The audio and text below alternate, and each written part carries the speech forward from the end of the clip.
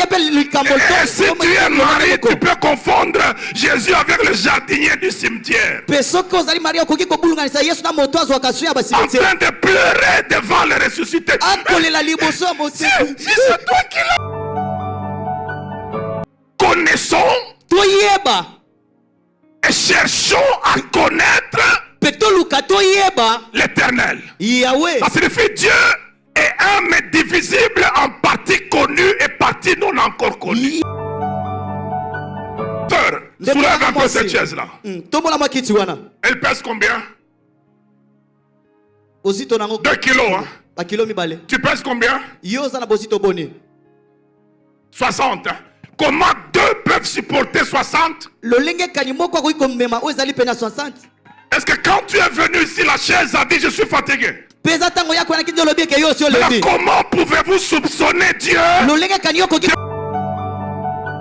Est-ce que tu n'étais pas une surprise pour tes parents? Ta mère savait qu'elle était enceinte de quelqu'un, mais elle ne savait pas que c'était toi. Elle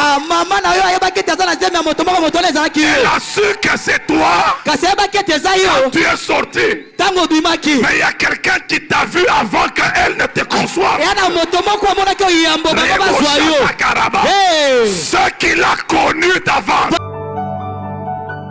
Confondre Matthieu avec Jésus. C'est pour ça que Judas a dit il faut que je vous donne un indice. Il est tellement simple. Et c'est justement là qu'il faut connaître authentiquement Dieu. Que Dieu n'a pas besoin de tout ce qui est trop grand pour faire grand. Lorsque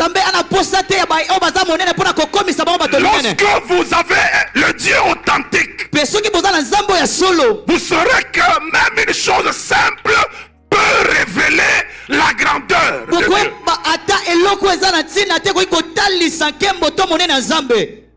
Ça, c'est pour vous montrer l'importance des formes. Maintenant, qu'est-ce que nous avons comme problème? Un Dieu illimité qui crée un homme limité.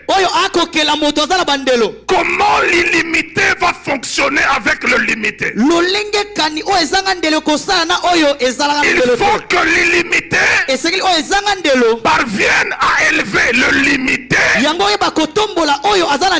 pour qu'il soit aligné dans la même vision et atteindre le but. Maintenant, pour élever ce limité là, quelle est la forme que Dieu doit prendre?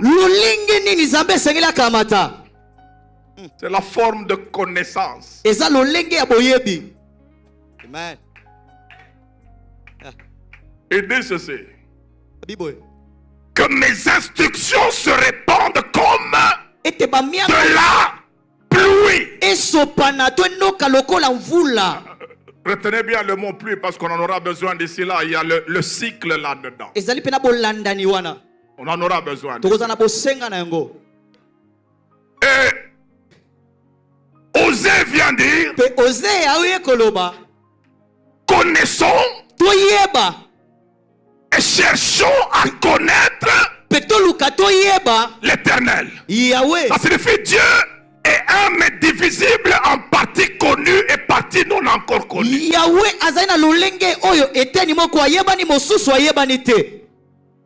Et la grandeur de Dieu fait que même l'éternité est incapable de nous permettre de le connaître pleinement.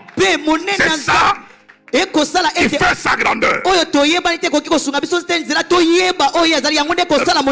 pour laquelle le ciel ne sera pas ennuyeux pour des gens comme vous, parce qu'on y va pour aller connaître davantage Dieu. Si vous cherchez le ciel pour des facilités sociales, c'est triste. Habituez-vous alors sur la terre parce que vous l'avez dans le cou, au ciel c'est un pavement. Finissez ces histoires pendant que vous êtes sur la terre, parce que dans la Nouvelle Jérusalem, ce que tu as à ton cou et à ta bague là, c'est un pavement. Donc là, on ne s'intéresse pas à ça, on écrase ça.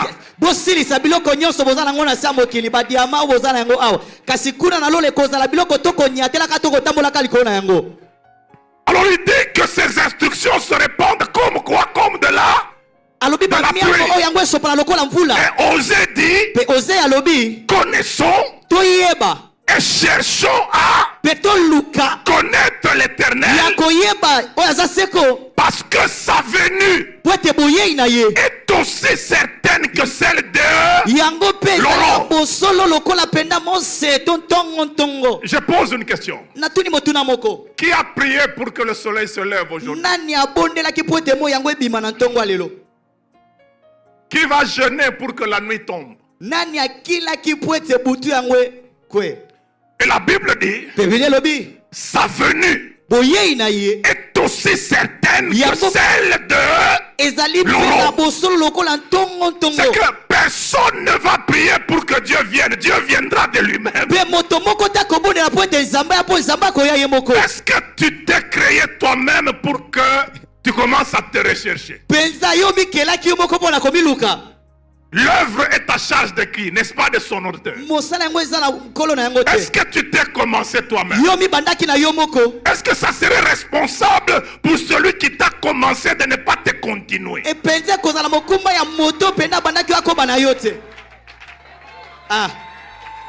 Pourquoi vous soupçonnez Dieu de vous abandonner? Ce n'est pas un Dieu authentique celui-là. Non, non, non, non. Ma soeur, soulève un peu cette chaise-là. Elle pèse combien? 2 kilos, hein? Tu pèses combien? 60. Hein? Comment 2 peuvent supporter 60? Est-ce que quand tu es venu ici, la chaise a dit je suis fatigué? Mais comment pouvez-vous soupçonner Dieu de vous abandonner alors que des chaises qui pèsent moins que vous ne se fatiguent pas de vous? Chaque jour vous vous mettez dessus, ça ne se fatigue pas, et vous soupçonnez Dieu de vous abandonner. C'est de quel Dieu que vous voulez parler? Par le Dieu authentique qui a déclaré à Jacob, je ne t'abandonnerai pas, je ne te laisserai pas. Entre Dieu et Jacob, qui a cherché qui? Jacob n'a jamais cherché Dieu. Il n'a même pas cherché à être béni par Dieu. Dieu a traqué Jacob. Il est venu lui dire, je suis le Dieu de ton père Isaac, de ton père Abraham. Ça signifie, est-ce que je ne peux pas aussi devenir ton Dieu?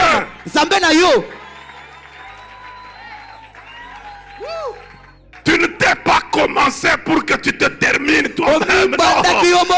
C'est lui qui t'a commencé. C'est lui qui t'a conçu. D'ailleurs, qu'on se dise la vérité, est-ce que tu n'étais pas une surprise pour tes parents? Ta mère savait qu'elle était enceinte de quelqu'un, mais elle ne savait pas que c'était toi. Elle a su que c'est toi quand tu es sorti. Mais il y a quelqu'un qui t'a vu avant qu'elle ne te conçoive. Ce qu'il a connu d'avant, ce qu'il a, c'est que la connaissance de Dieu, c'est Dieu qui te connaît avant que tu le connaisses. Et il t'a connu pour que toi tu le connaisses.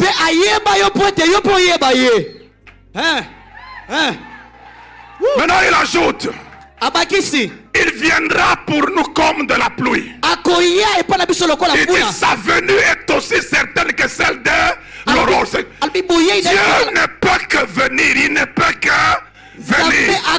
C'est sa charge de venir vers vous. Amen. Ce soir, je voudrais que quelqu'un change de vision sur Dieu. Le problème, c'est que quelle est la forme que Dieu prend quand il viendra pour que tu le reconnaisses? C'est tout le problème. Il dit, connaissons et cherchons à connaître l'Éternel, car sa venue est aussi certaine que celle de l'aurore. Il viendra pour nous.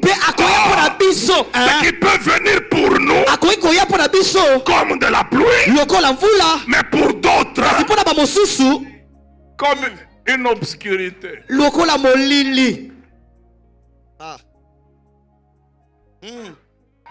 Je suis en train de venir peu à peu.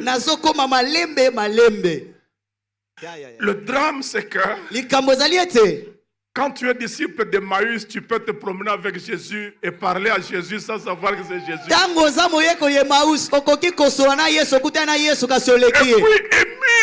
puis ému, en train de dire à Jésus, es-tu le seul qui ne sait pas ce qui est arrivé à ce Jésus de Nazareth?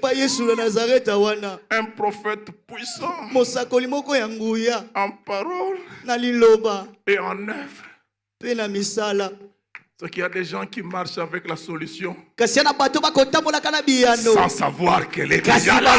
Parce qu'ils ont un problème de forme. Ils l'attendaient sous une autre forme. Et la solution a pris une autre forme. Et si tu es marié, tu peux confondre Jésus avec le jardinier du cimetière. En train de pleurer devant le ressuscité. Si c'est toi qui l'as pris. Aussi longtemps qu'il t'a pas appelé, tu ne sauras pas qui il est. C'est quand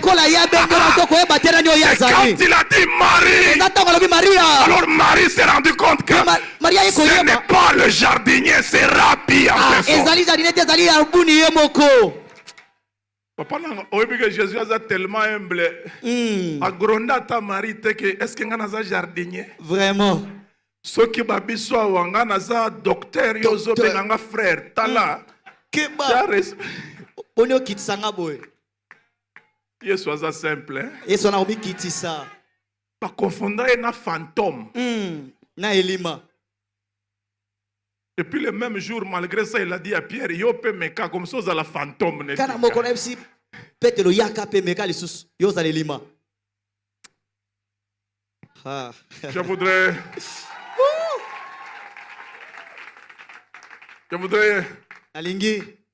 vous faire comprendre Ephésiens chapitre 3 verset 20. Où la Bible dit à celui, est-ce qu'on peut y aller, à celui qui peut par la puissance qui agit en nous faire infiniment au-delà de ce que nous demandons où. Cette puissance est localisée où? Elle agit en qui? Pourquoi tu attends qu'on t'apporte la puissance?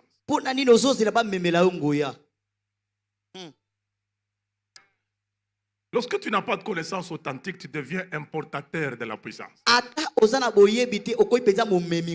Maintenant, on va te faire payer les frais de dédouanement.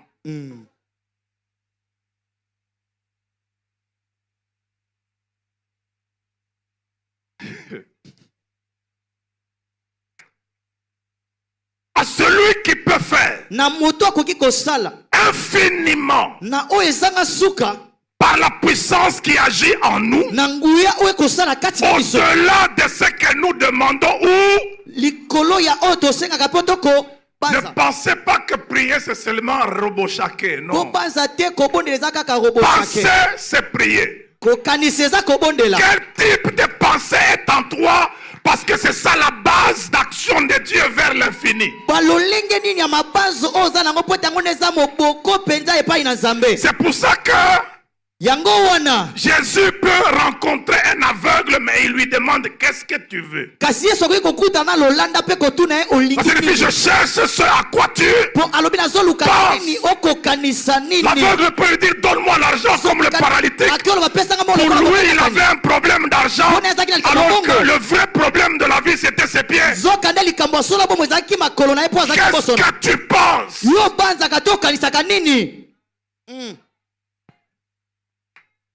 Maintenant, nous entrons dans le vif du sujet.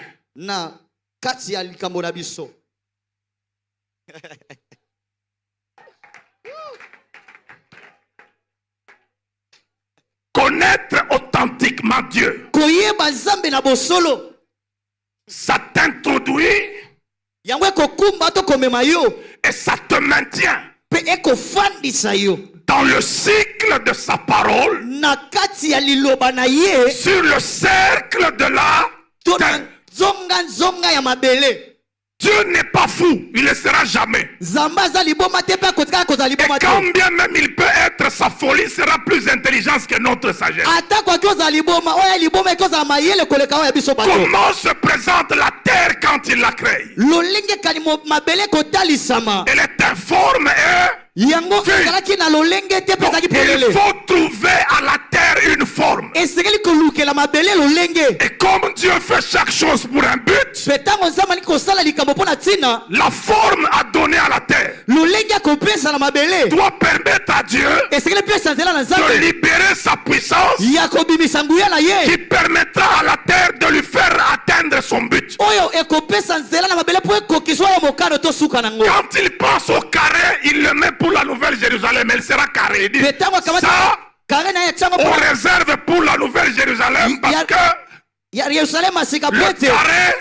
carré, c'est 4 côtés égaux, n'est-ce pas? N'entrera dans la Nouvelle Jérusalem que les gens qui sont les mêmes partout. Tu dois être le même au nord. Tu dois être le même au sud. Tu dois être le même à l'est. Tu dois être le même à l'ouest. C'est la ville des hommes et des femmes intègres. C'est la ville des gens.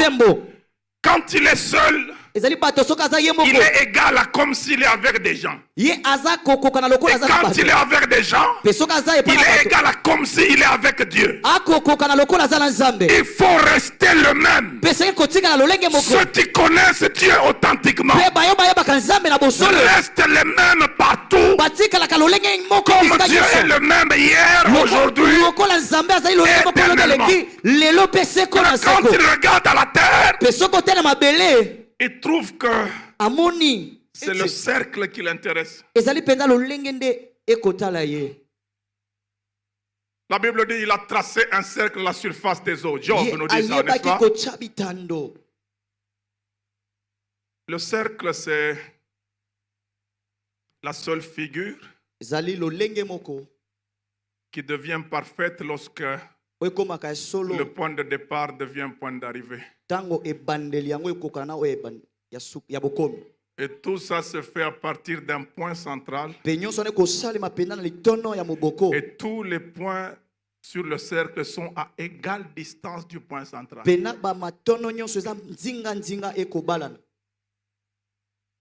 Je connais quelqu'un qui se présente à Jean, il dit, je suis l'alpha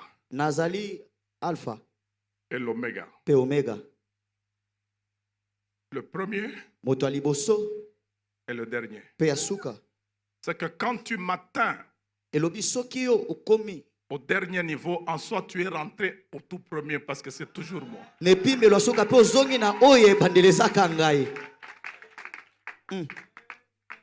Je voudrais que tu ne sois pas perdu. Parce que la perdition, c'est quoi? C'est de ne pas retourner à son point de départ.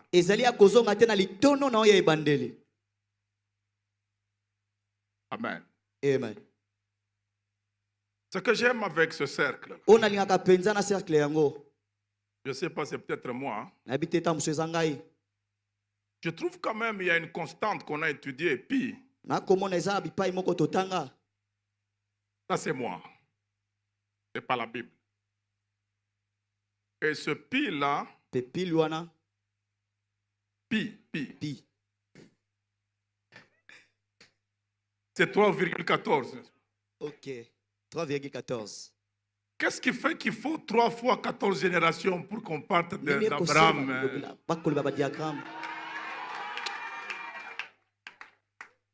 Il se peut que Jésus soit le pire de Dieu. Ça signifie, si vous sortez de Jésus, Dieu cesse d'être Dieu.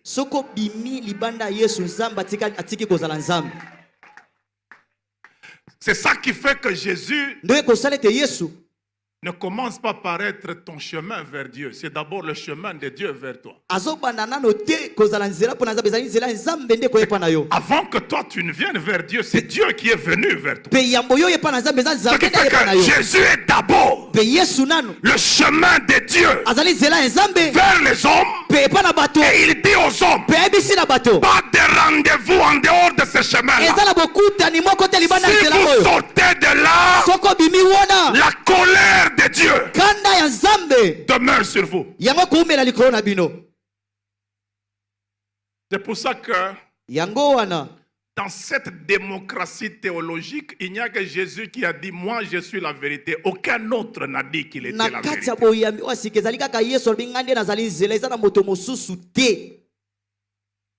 Amen. Amen. Maintenant, prenez le livre de Jean. Vous allez voir comment Jésus fait un mouvement cyclique. Parce que qu'est-ce qu'un cycle? C'est un processus qui revient à son point.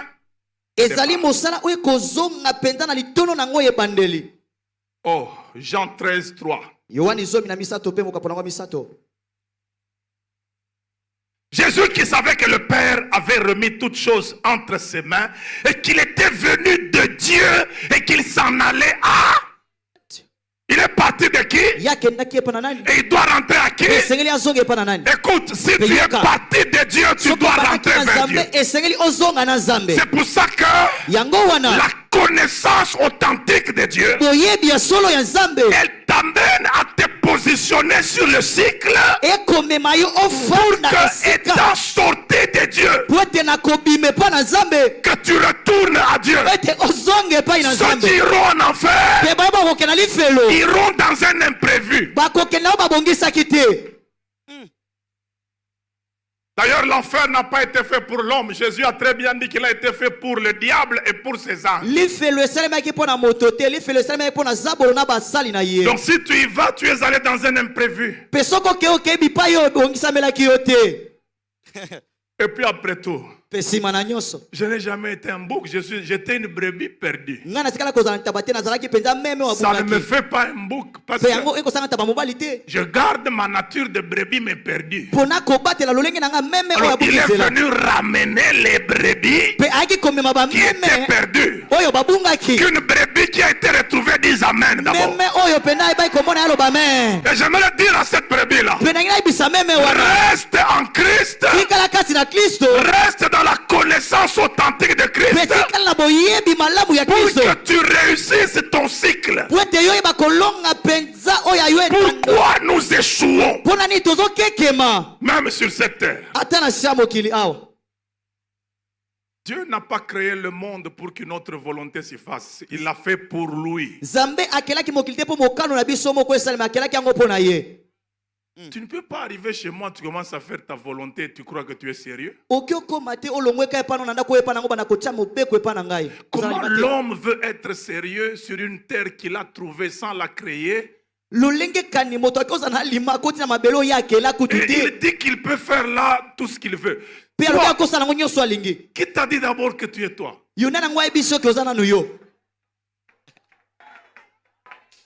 Est-ce qu'on est sérieux, s'il vous plaît?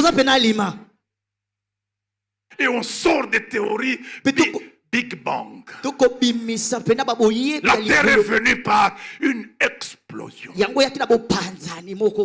Ok, comme elle est venue par explosion, fais d'abord une petite Terre par mini-explosion. On attend jusqu'à ce jour. Dieu n'a pas fait cette terre pour qu'une autre volonté vienne y prévaloir. Il n'y a que sa volonté qui doit prévaloir. Ta